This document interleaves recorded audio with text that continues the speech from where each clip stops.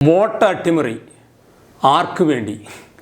Election commission മൗനം. കഴിഞ്ഞ August 7-ന് Rahul Gandhi മാധ്യമങ്ങൾക്ക് മുമ്പിൽ തെളിവുകളുമായി വന്ന് തെരഞ്ഞെടുപ്പ് കമ്മീഷൻ BJPക്കായി വോട്ട് തട്ടിപ്പ് നടത്തിയെന്ന് വിശദീകരിക്കുകയുണ്ടായി. കഴിഞ്ഞ ലോക്സഭാ തെരഞ്ഞെടുപ്പിൽ കോൺഗ്രസ് പ്രതീക്ഷിച്ച ബാംഗ്ലൂർ സെൻട്രൽ ലോക്സഭാ മണ്ഡലത്തിലെ വോട്ടർമാരുടെ വിശദമായ ഡേറ്റ നിരത്തിയാണ് രാഹുൽ ഗാന്ധി തൻ്റെ ആരോപണങ്ങളുടെ കുന്തമുന ഇലക്ഷൻ കമ്മീഷനും BJPക്കുമെതിരെ തൊടുത്തത്. 8 നിയമസഭാ മണ്ഡലങ്ങളുള്ള ഇവിടെ 7ഇടത്ത് കോൺഗ്രസ്സിന് 80,000 വോട്ടിൻ്റെ ഭൂരിപക്ഷം ലഭിച്ചു. എന്നാൽ മഹാദേവപുരം മണ്ഡലത്തിൽ മാത്രം BJPക്ക് 1,14,046 വോട്ടുകളുടെ ലീഡ് ലഭിക്കുകയുണ്ടായി. ഇതേ തുടർന്നാണ് കോൺഗ്രസ് ഈ മണ്ഡലത്തിലെ വോട്ടേഴ്സ് ലിസ്റ്റ് വിശദമായി പഠിച്ചത്. ഇവിടെ 11,965 ഡ്യൂപ്ലിക്കേറ്റ് വോട്ടർമാരെയും വ്യാജ വിലാസക്കാരായ 40,009 പേരെയും ഒരേ വിലാസത്തിൽ പല വോട്ടർമാരുള്ളത് 10,462 പേരുടെയും വ്യക്തമായ ഫോട്ടോ ഇല്ലാത്തത് 4,132 പേരും വ്യാജ കന്നി വോട്ടർമാർ ഫോം 6 ദുരുപയോഗം ചെയ്തവർ 33,692 പേരും ഉണ്ടായിരുന്നു. മഹാദേവപുരത്തിൽ മാത്രം 1,250,000 വ്യാജ വോട്ടുകളാണ് രേഖപ്പെടുത്തിയിരിക്കുന്നത്. ഇത് എന്തൊരു വിരോധാഭാസമാണ്! രാജ്യത്തെ ജനാധിപത്യ സംവിധാനത്തിന് നേരെയുള്ള കനത്ത തിരിച്ചടിയാണ് കഴിഞ്ഞ ലോക്സഭാ തെരഞ്ഞെടുപ്പിൽ നടന്നത്. അതെ, ഭരണഘടനയോടുള്ള നഗ്നമായ അനാദരവ്. പെട്ടെന്ന് പരിശോധനയ്ക്ക് സഹായിക്കുന്ന ഡിജിറ്റൽ വോട്ടേഴ്സ് ലിസ്റ്റ് നൽകാൻ ആവർത്തിച്ച് ആവശ്യപ്പെട്ടിട്ടും ഇലക്ഷൻ കമ്മീഷൻ നൽകിയില്ല. കമ്മീഷൻ ആരെയാണ് ഭയക്കുന്നത്? ഒരാൾ ഒരു വോട്ട് ചെയ്യുക എന്ന ആശയം എത്രമാത്രം സുരക്ഷിതമാണ്? രാഹുൽ ഗാന്ധിയുടെ അഭിപ്രായമാണ്. ഏട്ടിലെപ്പിടി പയറ്റിലിപ്പിടി, ഏട്ടിലെ പശു പുല്ലു തിന്നുകയില്ലല്ലോ. വോട്ടേഴ്സ് ലിസ്റ്റ് ശരിയോ വ്യാജമോ ആകട്ടെ, ഇലക്ഷൻ കമ്മീഷൻ വോട്ടർ പട്ടിക നൽകാൻ വിസമ്മതിക്കുന്നു. ഇക്കാര്യത്തിൽ പൂർണ്ണമായ സുതാര്യത പൊതുജനത്തിൻ്റെ അവകാശമാണ്. എന്തുകൊണ്ട് ഇലക്ഷൻ കമ്മീഷൻ CCTV ക്യാമറ ദൃശ്യങ്ങളുടെ കോപ്പി നൽകുന്നില്ല? രാഹുലിൻ്റെ ചോദ്യമാണ്. ഇലക്ഷൻ കമ്മീഷൻ വോട്ടേഴ്സ് ലിസ്റ്റിൻ്റെ ഡിജിറ്റൽ ഡാറ്റ നൽകിയിരുന്നെങ്കിൽ ഞങ്ങൾക്ക് 30 സെക്കൻഡുകൾക്കുള്ളിൽ വിശകലനം നടത്താമായിരുന്നു. രാഹുൽ ഗാന്ധി ചൂണ്ടിക്കാട്ടി. ഇത്ര ഗുരുതരമായ ആരോപണങ്ങൾ കമ്മീഷനെതിരെ ഉയർന്നിട്ടും കമ്മീഷൻ ഒരു നടപടിയും എടുത്തില്ല. മൗനം ദീക്ഷിക്കുന്നതും അത്ഭുതാവഹമാണ്. പക്ഷേ ഇത് അസാധാരണമല്ല. പ്രധാനമന്ത്രിയുടെ മുഖമുദ്ര കൂടിയാണ്. രാജ്യത്തെ ജനങ്ങളെ ബാധിക്കുന്ന ഗൗരവതരമായ വിഷയങ്ങൾ ഉണ്ടായപ്പോഴൊക്കെ പ്രധാനമന്ത്രി മീഡിയയെ അഭിമുഖീകരിക്കുകയോ പാർലമെൻറ്റിൽ പ്രസ്താവന നടത്തുകയോ ചെയ്യാറില്ല. ഇത് സ്വേച്ഛാധിപത്യ പ്രവണതകളുടെ ഉത്തമ ഉദാഹരണമെന്നല്ലേ പറയാൻ പറ്റൂ? തെളിവുകളുണ്ടെങ്കിൽ ചട്ടപ്രകാരം സത്യവാങ്മൂലം നൽകി കൊണ്ടുവരൂ എന്നാണ് കമ്മീഷൻ്റെ പ്രതികരണം. ഞാൻ ജനങ്ങളോട് പറഞ്ഞത് സത്യമാണ്. ഇലക്ഷൻ കമ്മീഷൻ വസ്തുതകളെ മറയ്ക്കുന്നു. രാഹുൽ തുറന്നടിച്ചു. ഇത് കർണാടകയുടെ മാത്രം അവസ്ഥയല്ല. രാജ്യത്തെ ഓരോ വോട്ടർ പട്ടികയിലും ഈ കുറ്റകൃത്യം നടന്നിട്ടുണ്ട്. കമ്മീഷനും അധികാരത്തിലിരിക്കുന്ന രാഷ്ട്രീയ പാർട്ടിയും ഭയങ്കരമായ കുറ്റകൃത്യമാണ് ചെയ്തിരിക്കുന്നത്. രാഹുൽ വ്യക്തമാക്കി. ഇലക്ഷൻ കമ്മീഷൻ CCTV ദൃശ്യങ്ങൾ നശിപ്പിക്കുവാൻ ശ്രമിക്കുന്നു. വേലി തന്നെ വിളവ് തന്നെയല്ലേ? മഹാരാഷ്ട്ര ഇലക്ഷൻ്റെ ഫലം ഞങ്ങളുടെ സംശയം ഉറപ്പിക്കുന്നതാണ്, രാഹുൽ ചൂണ്ടിക്കാട്ടി.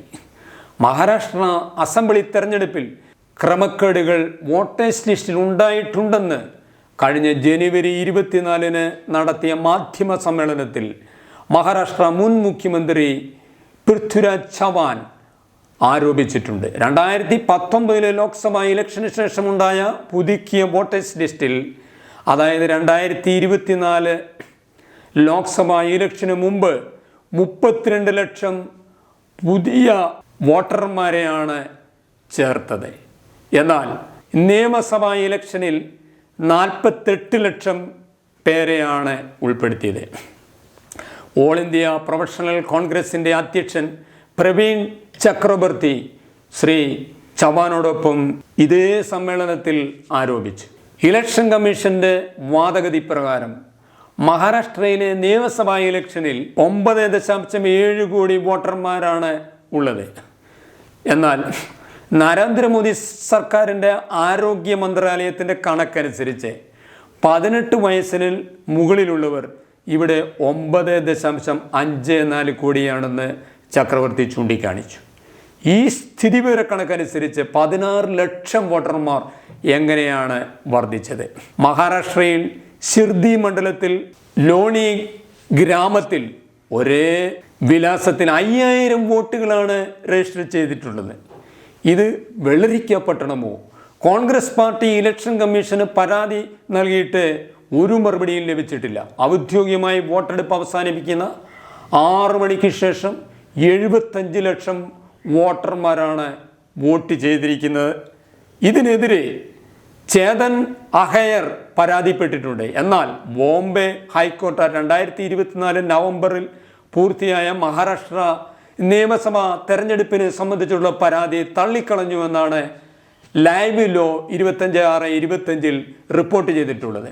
വോട്ടർ പട്ടികയിലെ ലക്ഷക്കണക്കിന് വ്യാജ വോട്ടർമാർ ജനാധിപത്യത്തിന് നേരെ വെല്ലുവിളി ഉയർത്തുകയാണ്. ബീഹാർ വോട്ടർ പട്ടിക തുലാസിൽ തൂങ്ങുന്നു. 65 ലക്ഷം പേരെ വോട്ടേഴ്സ് ലിസ്റ്റിൽ കാണുന്നില്ല. വ്യക്തമായ തീരുമാനങ്ങൾ ഇലക്ഷൻ കമ്മീഷനോ കോടതിയോ നൽകുന്നില്ല. ഇന്ത്യൻ ജനാധിപത്യത്തോടും ജനങ്ങളോടും വലിയ പാതകമാണ് കമ്മീഷൻ ചെയ്തിരിക്കുന്നത്. ഇന്ത്യൻ ജനാധിപത്യത്തെ തകർക്കാനല്ല, മറിച്ച് സംരക്ഷിക്കുവാനാണ് ഇലക്ഷൻ കമ്മീഷൻ പ്രവർത്തിക്കേണ്ടത്. രാഹുൽ ഗാന്ധി ഓർമ്മിപ്പിച്ചു.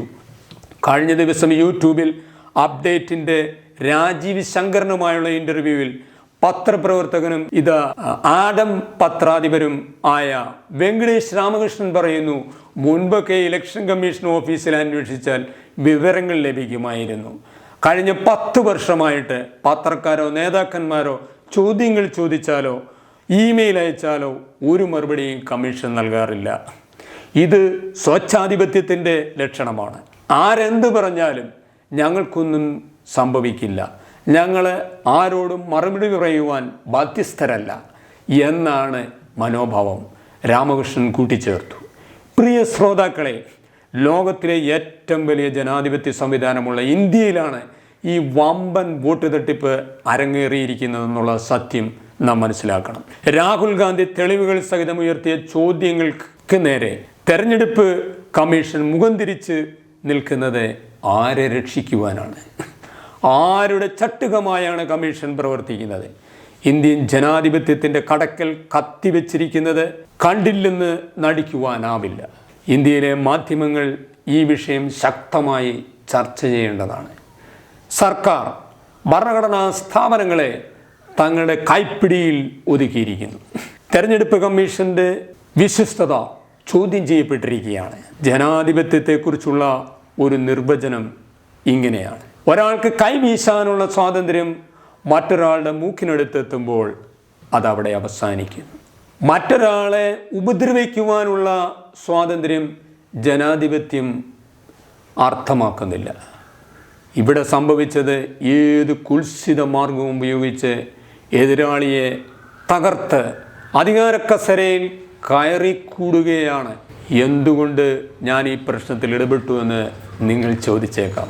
ഒരു ഇന്ത്യൻ പൗരൻ എന്ന നിലയിലും ജനാധിപത്യ വിശ്വാസിയായ സമ്മതിദായകൻ എന്ന നിലയിലും ഇന്ത്യൻ ഭരണഘടനയോട് കൂറും വിധേയത്വവും ഉള്ളതിനാലും ഒരു നിത്യ സത്യ നീതിമാനായ ദൈവത്തെ ഭയപ്പെടുന്ന ഒരു വിശ്വാസി എന്ന നിലയിലും അനീതിക്കും അധാർമികയ്ക്കുമെതിരെ പ്രതികരിക്കുകയാണ് ചെയ്യുന്നത്.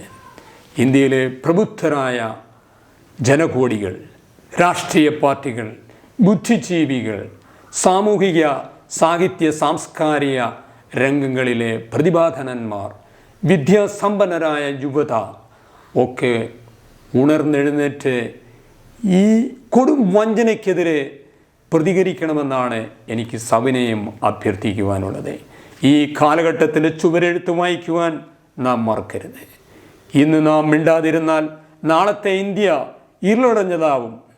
നമുക്ക് നല്ല കാര്യവിചാരകന്മാരായിരിക്കാം. സഹോദരീ സഹോദരന്മാരെ, നാം ഉണരണം. നമുക്ക് ശ്രദ്ധയോടെ രാജ്യത്തിനു വേണ്ടി പ്രാർത്ഥിക്കുകയും നമ്മുടേതായ പങ്ക് നിർവഹിക്കുകയും ചെയ്യാം. ജയ് ഹിന്ദ്.